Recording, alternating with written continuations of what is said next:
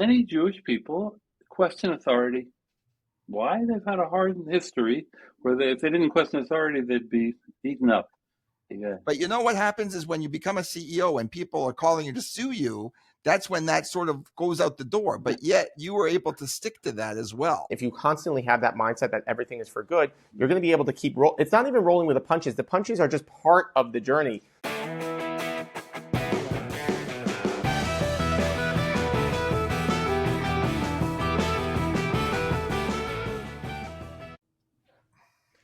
Have you ever started a business and didn't realize how big it actually can be? Have you ever had this idea that something real is going to be there, but you don't really know that it can make a global scale? Have you had a business that's building and growing, but then you realize, I want to actually talk to millions and millions of people?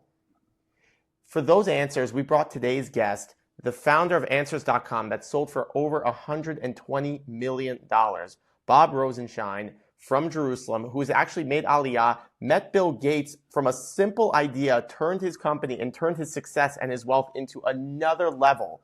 So we thought, let's talk about what he's doing. When is it to sell? When is it to build? When is it to start a new business? And when is it that even when you start a new business, you got to start again and keep having fun? So Bob, we're really excited to have you on the podcast. Thanks so much for coming on. I know you're you're living in Jerusalem and you're in this amazing tech scene. A little bit about Bob. He met Bill Gates. Then all of a sudden, he decides to go into guru.com. Then he builds answers.com, which is like the main search query for people who are looking on the internet. They're actually looking for answers. Now, I think everybody looks on the internet. So he basically wiped away encyclopedias. And then he just builds and starts new companies. And he's built 4 companies, built tremendous success, and really has an immense passion for his Jewish identity coming from a Holocaust survivor. So Bob, really excited to have you on the podcast. We've been chasing you for a long time, and I'm happy that we got this going. If you can give us the audience your background and that Bill Gates story is like unbelievable. You were telling us. Okay, I'll try to keep it short. My name is Bob Rosenschein. I grew up in Harrisburg, PA. Went to Jewish day school, son of Holocaust survivors. Went to school in Boston, MIT. Lived in D.C. and we made Aliyah many years ago. I have way here to prove it. 1983, my wife and I came here with 2 little boys. We have 2 more boys here, Sabras, I guess you call them. And I was very lucky to get into software early. So I was doing consulting for a time. I worked for a company in Los Angeles called Ashton Tate. On one of my trips out there, I was fortunate enough to meet Bill Gates, who was pitching a new operating system which nobody knew about called Windows, and I was hooked. And I loved it. And I came back to Israel, became the first Windows developer or user even. And we developed, my brother and I started the company called the Gesh Accent. We wrote the first Hebrew English Windows word processor. I later helped Microsoft develop the official versions of Hebrew and Arabic. And I won the Prime Minister's Award for Software Achievement for that. My next company was called GuruNet, and it later became Answers.com, and we employed hundreds of people, went public on NASDAQ, profitable.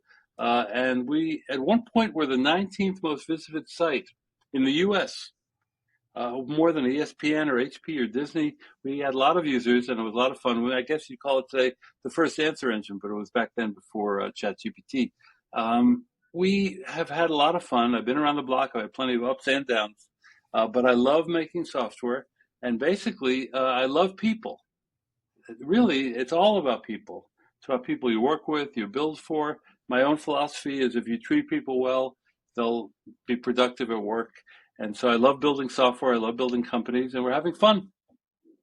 So you created something from nothing. You created something from an idea.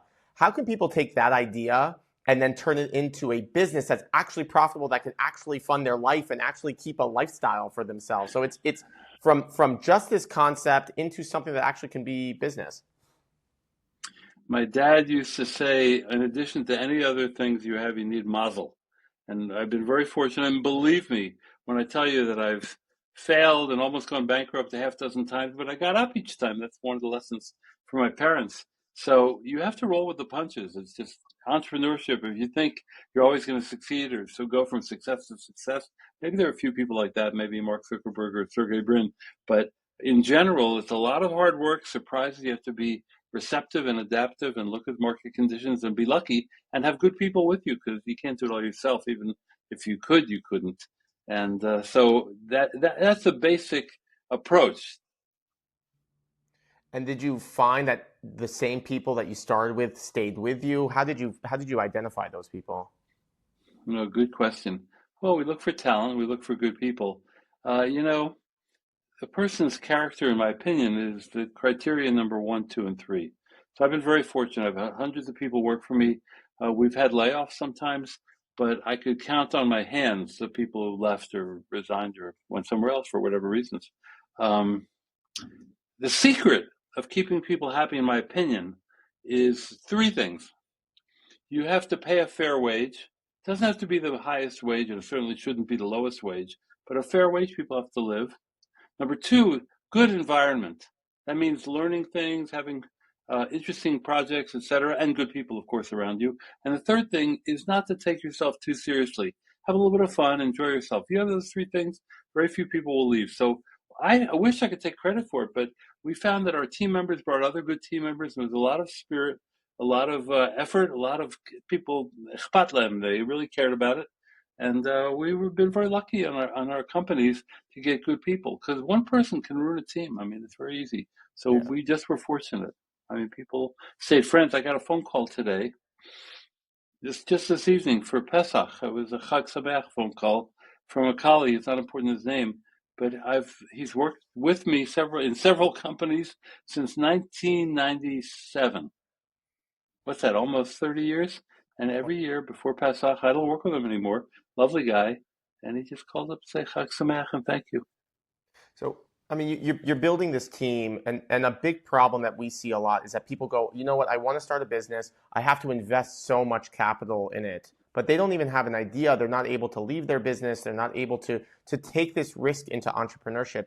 How did you cope with it, and how did you get over the hurdles of actually taking the plunge? And as you said, knowing that you could fail at any time and being able to get back up every day. What would you tell people to take First of that all, plunge? yeah, you see this white hair? I earned it, this white hair. That white I hair's been also, there for 40 years, it sounds like. yeah, really. I also have earned the honest way, a little bit of humility. But I'm not saying it to brag. I'm saying I learned it the hard way. Falling on your face of times, you learn to take everything with a grain of salt. So I said before, luck, and that's part of it. You have to have a good idea. It's a good investors, good employees, good market. And even then, I've had failures where I didn't have the right product for the right market. People wouldn't pay for it. It didn't catch on. Someone else came out with something better the day before. It all happens. You got to roll with the punches. So it's not even automatic. Like, I'm going to make $1 million and sell something. Good luck with that. It's hard. Good ideas are a dime a dozen, frankly. And so it really takes drive and conviction. A very sympathetic and patient wife, which I can claim. She put up with a lot of crap over many, many years. And I'm lucky. I'm lucky to have good friends and good people. And you have to have a certain calmness. I'll tell you a secret. Scott McNeely once said, um, the CEO's most important job is to hide the terror behind his eyes. I like that a lot. I mean, we say that every single day. People, our staff and our clients don't realize the actual chef and the cooks and everything behind the scenes. When you're really running a business, it makes it look so easy. And we were interviewing somebody just the other day, and my dad says to them, and it just like really was a great. He goes, "What we do is actually really, really hard, but it's our job to make it look really, really easy." So it's not for everybody. It's not, I mean, I actually, no, I actually disagree. It is for everybody, but the person needs that conviction. They need to have the passion behind it. They need to have something that they want. And you also have to have like good luck and all the other things to play with it. And energy and patience. It's a very Correct. famous psychologist named Daniel Kahneman, Zichrono Livracha. He won the Nobel Prize a prize for some of his analysis of human behavior. He had a great book, which I recommend, called Thinking Fast, Thinking Slow, about rationality. So he said, people who are optimism can be a force multiplier. In other words, you get in there, can't be crazy, but optimism helps. He said, he wrote in the book that he himself was not a particularly optimistic person, but he can state with conviction that people who have more optimism, it's a force multiplier, have a little bit easier time in business or in life. So I don't know what the answer is because that's not something he said.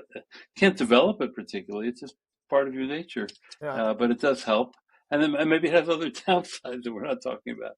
No, I mean it's super important to understand being optimistic and being that when you're optimistic, everything is for good. Like we have the saying in Judaism, like Hakol Tova, like everything is for good. So even when bad things happen, if you constantly have that mindset that everything is for good, you're going to be able to keep roll. It's not even rolling with the punches. The punches are just part of the journey. So it doesn't really hurt you. You just keep going. You're just like, well, this is how you grow, and this is like I right now the market's had a tough time, and I tell clients all the time, no graph goes straight up.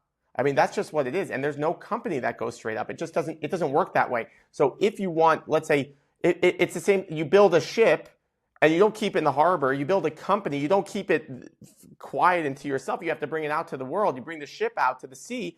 But that's what ships are built for. That's what companies are built for. That's what people are built for. So you're building answers.com and you're growing this company really quickly, it sounds like. And it sounded like it was your biggest exit with a $120 million sale. I'm assuming, Bob, unless you have another $400 million sale that you made just last week or so. Not yet. Not yet. We'll see. So you're building this company, and then you realize, I want to go from this tiny little tiny market of Israel and bring it to the entire globe. How did you have, number one, the balls to do that? But how did you figure out how to scale your business so it can have unlimited scale across the globe? We were very, very lucky. I'll tell you. First of all, the business we were running was online, meaning that we didn't have to visit every customer individually. We were building traffic, and both natural traffic and monetized traffic around the world. So most of our users didn't care where the headquarters were. We had a New York office, we had a Jerusalem office, of course, but we had a lot of remote employees even back then. But we built the product in such a way that it could be used very conveniently. We had several languages, very easily worldwide, and that helped. And it was certainly word of mouth. But you talked before about facing the challenges of the day. That is where good personal relations matter. We were very lucky to have support from various journalists who liked us, or business partners. At one point, we had an informal partnership with Google. That was unbelievable. It really made a difference. So it's not like you plug it in, you dial this, you punch that number, and that happens. You have to go work it. And believe me, I had as many failures as successes. So usually you brag, I think Eddie Cantor once said, it took me 20 years to become an overnight success. It's hard work.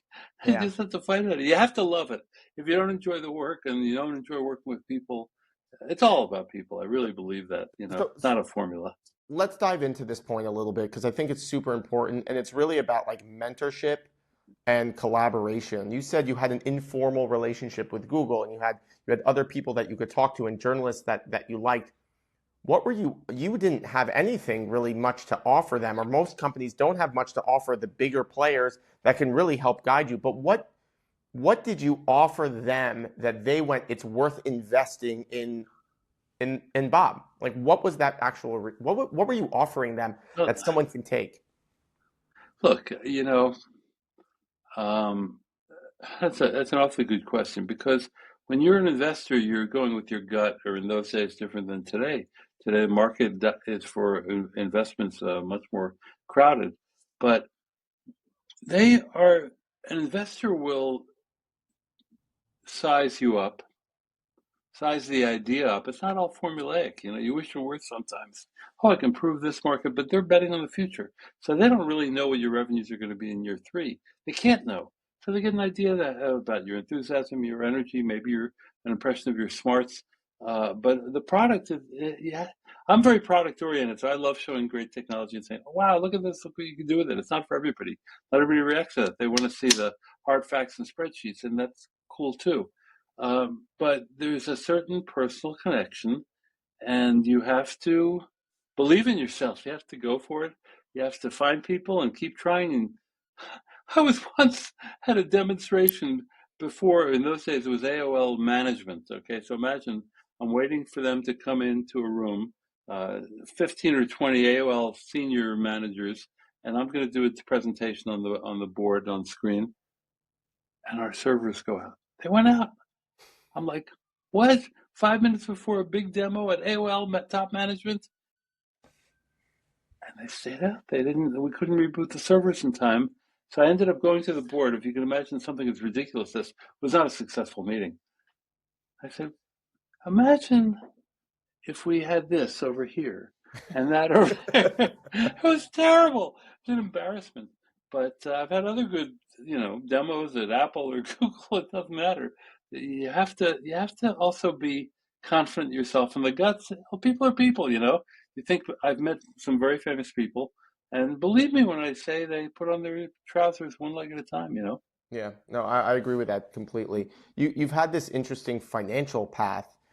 Was money your driver? How did you view money with the business? How were you able to when did you feel like you should exit the business and really cash out? Where was the money piece that was tying everything internally? First of all, money is a very important part of it. You want to be successful. You want to accomplish certain financial goals. And when you're a public company, it's not even a question. You have shareholders. You don't own the majority of the company yourself. So, yeah, obviously it's an important part. But I would also add into that the professional satisfaction. Some people also put into a product just the sheer joy of it or helping the world, et cetera. In the case of Answers.com, one, I thought we had a product that was really cool, useful, and would help the world somehow. Second, I got a lot of professional satisfaction out of the amazing wide variety of people we had in our company, and I really liked them. I have a philosophy that you treat people with dignity and respect. This is about as simple as you get.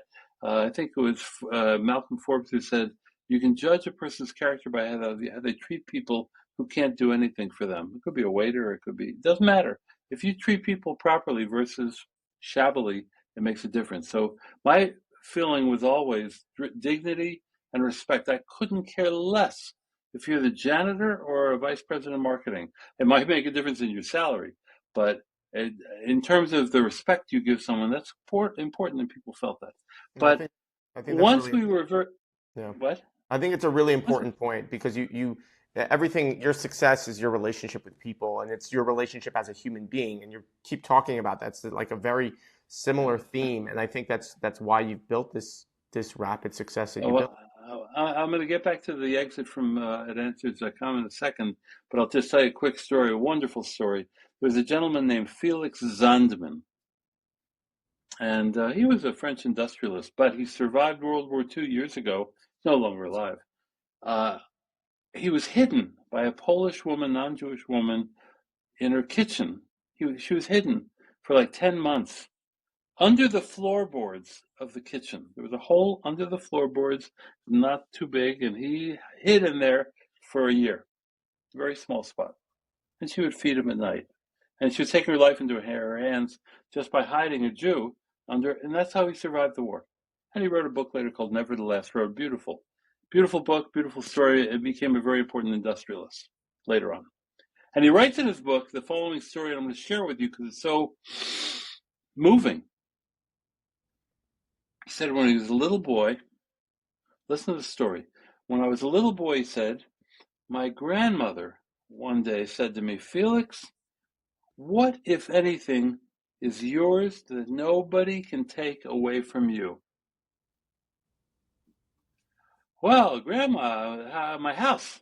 She said, oh, I'm sorry, they can take away your house or burn it down or... No. I know, Grandma, my mind. Sorry to tell you, Felix, but they can take that away too. They can brainwash you or convince you you're wrong. He says, I give up, Grandma. What is there anything that is really, really mine that nobody can take away from me? He said, there is. Nobody can take away from you what you give others. What a story. So I feel, and I feel it in my personal, my family, my friends, colleagues, synagogue, it doesn't matter. To me, the people part, and as I get older, I think I get a little bit more aware of this. I think, I forget who said, when I was young, I admired clever people. Now I admire kind people. I think it's very important to respect people, whoever they are, because most of us are so filled up with ourselves, that I'm so great at what I did. No, we're people. We got faults, we got strengths, we got all kinds of stuff. The exit from answers that come when you're a public company, public like NASDAQ. You talked about the financial situation today. I never got a phone call from a shareholder, from an investor. Never. When the stock price went up. It could go up a quarter, a half dollar, doesn't matter. When the stock price went up, I never got a phone call. What do you think? Do you think I got any phone calls when it went down? I just lost $30,000 on your stock today. That's the story. It's the way it is. So when you're in a NASDAQ public company, traded and profitable and ups and downs or whatever, you don't always decide. You don't always decide when the company is sold. If someone makes you a good offer, I mean at a premium, at the proper premium, and you don't take it, you can be sued. If they make you an offer and you do take it, but it wasn't a high enough premium, you can be sued. I think When we sold the company, there was a gentleman, I'm not going to tell you his last name, I'll tell you his first name, Rich. And he called me up, he said, Bob, I'm not happy with the price. I said, well, then you should vote against the deal. We had a nice premium, $127 million. We were very happy. It was the right time. But you don't decide when you sell a public company. Someone all gives you the right offer. You sort of have to consider it. So he calls me up. He said, Bob, I'm not happy with the price. I said, well, then vote against the deal. We won't sell. He said, no, I think I'm going to sue you. I said, really? You know, and I know that I did nothing improper, nothing immoral, God forbid not illegal. You know that. He said, I do. That's the way the game is played, my friend. Did he sue you? He sued, yeah, he lost, but it doesn't matter. This is the way the business world sometimes works. So did I want to sell at that time? That's almost irrelevant. It may have been the right time for the company or even for me, but the point is that's the way public companies work, so it's different. I liked many parts of running Answers.com. That was not the most fun part, being a CEO of a publicly traded company. No. There's It's very hard. lots of things. There's something called Reg FD you should know about. It's a Sarbanes-Oxley law. It costs us almost $1 million just to comply with Sarbanes-Oxley annually. So there's the rule is called Reg FD, Regulation Full Disclosure. So suppose I'm the CEO of the company and you ask me, you're asking me how the quarter's going. How's the quarter going? Ask me. Yeah, pretty good, on target. My next call is to our attorney, our general counsel. I say, we have to put out a press release because the regulation FD says you can't tell any investor something you don't tell every investor. So if I said to you the quarter's on track, that sounds harmless. We put out a press release saying in an informal conversation with Yair, the CEO, Bob Rosenschein, stated that things were on track, whatever. It doesn't matter. You put out a press release. So people would call me up and say, Bob, how are you feeling? I said, pretty good. Oh, should I buy the stock? I said, I can't. It's a different world. It's a different world. So you just be aware of it. Anyway, we also did a lot of fun things, building software, serving customers, serving users. That was the cool part. So Bob, you've had this amazing career, and a lot of people have gone through, let's say after they sell, they go through a depression because they just go, nothing can do what I did before. And it takes a very resilient person, one, to start companies, two, to build companies, three, to exit companies, and four, to start companies again. So it's like the constant push. Where did this resilience come from? What was that defining moment in your life that allowed you to be resilient? And this is my final question because my dad's knocking at the door because he has a lot of questions for you, and he wants to match his lack of hair to your gray hair. I heard a guy named Moshe Vardi once say, my earliest memories precede my birth. So as I mentioned, my mother and father grew up in Munkac in eastern Czechoslovakia and went through the Holocaust without stories I'm not going to start you with. But they were very resilient people. They were the most optimistic people I've ever met. My father had a very important lesson for his children, and I'll repeat it to you because it's important. He said, if I could teach you one lesson from everything I went through, it's the following. Someone threatens your life or your family's life, just believe him. Don't say he wouldn't, he couldn't, he shouldn't, the world would never let him, because he would, he could, and the world would. That's the horrible lesson. But they were optimistic. My mother was a very warm and friendly person, and my father, they were great. But they taught me optimism and resilience. And my secret weapon is very simple. I'll share with you. You can have it. When I go through a tough time, and I've gone through plenty of them, for having to make payroll, or you can imagine. It's like I have a little voice on my shoulder here, whispering in my ear. This is nothing. You have shoes on your feet and a shirt on your back.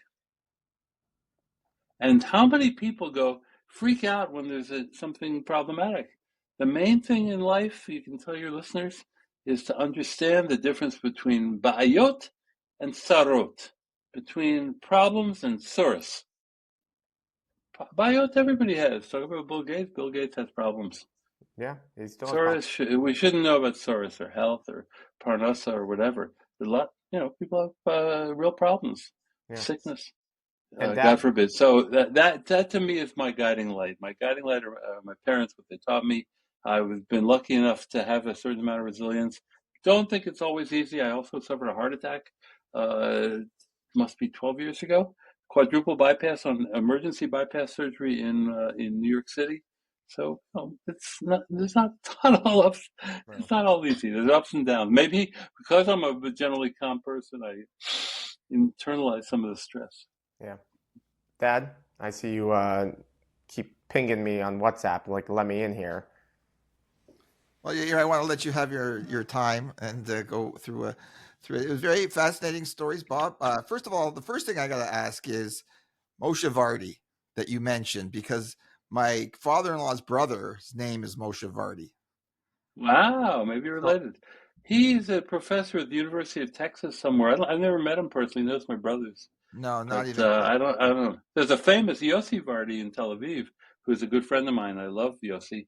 He gave me the idea that eventually became Answers.com.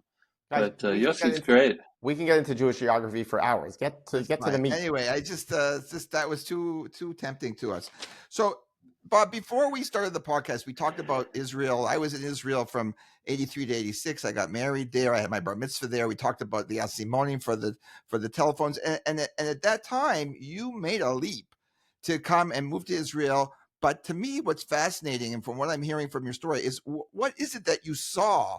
What allowed you to see what software at the time was nothing, like we were joking before, like, your father would come and say, can you make a living at this? In 2 weeks, you're going to come back and want to work in the dry cleaner with me.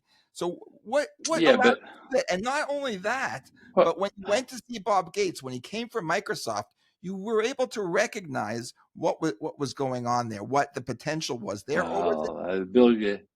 Bill Gates, even then, was a highly charismatic young man. Who were both about 30 at the time I met him.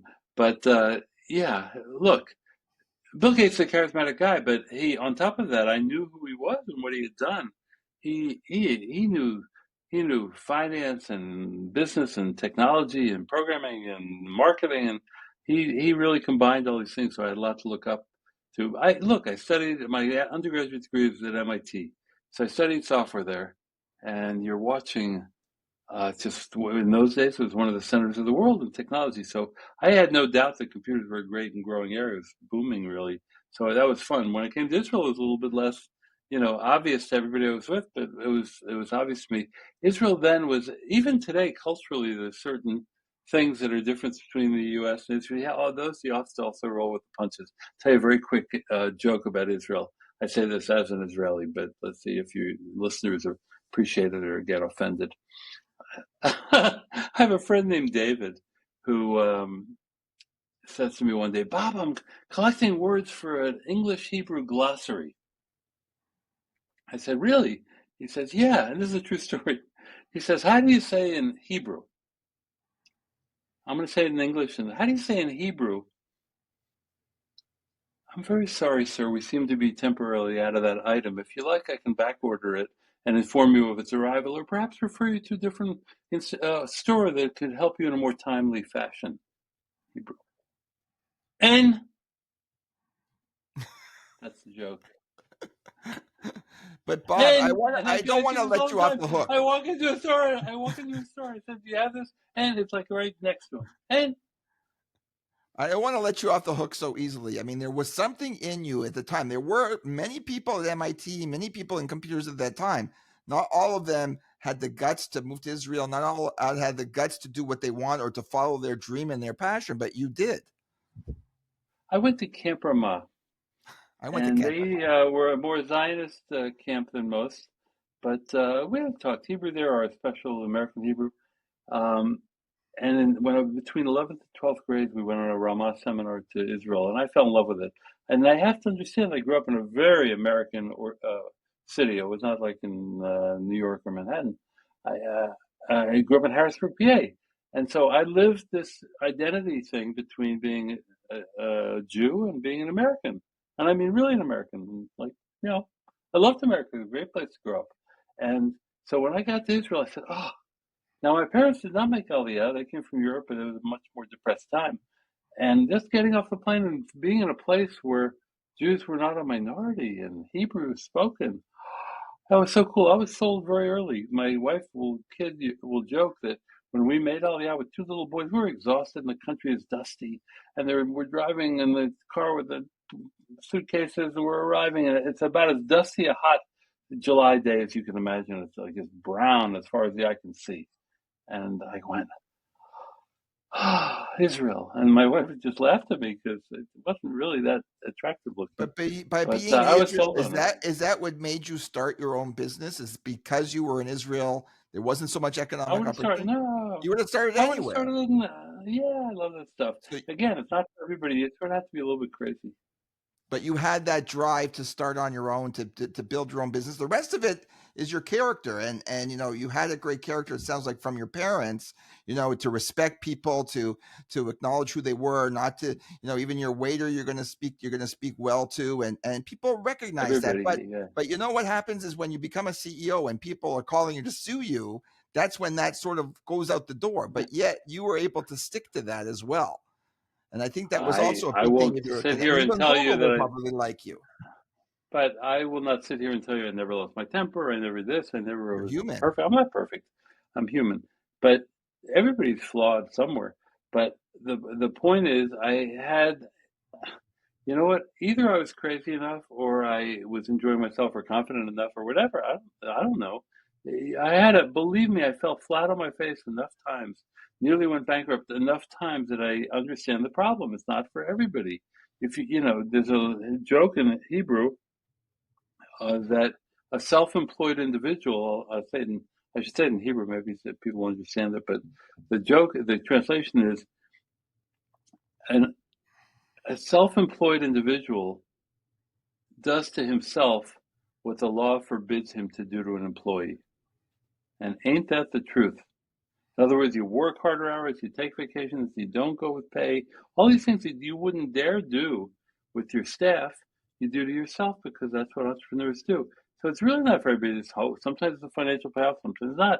I've had companies go out of business. Sometimes you have a payoff, sometimes you enjoy it, sometimes you lose sleep at night. It's not for everybody. I think the That's bottom what I line tell is what people. you People said. come to me, You there's no have to magic love it. formula. You have to Yeah. love it, because when those tough times comes, and that's what we were talking about yesterday with this person that we're looking to onboard. I said you have to love it, because when you don't love it and the tough times are going to come. You got to get through it. Yeah. Yeah. And it So sounds like you did it with Yeah. flying colors. I agree. Flying So colors. just to, No, because you're not seeing all. I'm not telling you about any of my failures. I'm We just don't telling you believe there about were success. any. We don't accept Right that. now. By the way, right now we're raising an angel round for my newest company. Okay, it's hard work. Got to go do it. Any of your people want to be angel investors in my company? Tell them to call me. Let so me ask you one other Bob, question before your ear finishes and cuts me off again. How do you see? I mean, look, that Israel is known throughout the world as a technological haven. I mean, they're coming up with ideas there that nowhere else. You like, just briefly, because we're running out of time. What would you attribute the success of that Israel has in that area? Oh, that's so easy. And people like to say, is it genetic or smarts? No. Is it army? Maybe. I don't know. But for better or for worse, many Jewish people question authority. Why? They've had a hard history where if they didn't question authority, they'd be eaten up, okay, or worse. So there's a Jewish tradition, it goes all the way back to the Talmud and beyond, of arguing. L'shem shamayim, good arguments. And by the way, my latest company deals exactly with it started because I was looking for more respectful ways to conduct online conversations for business and for it's a great field. I'm having a lot of fun with it. I love the fact that people think it's hard, which it is, but it's possible too, because that's the Jewish lesson. The Jewish lesson is to change the Rambam. Change, however challenging, is possible. Not easy, it's possible. Okay?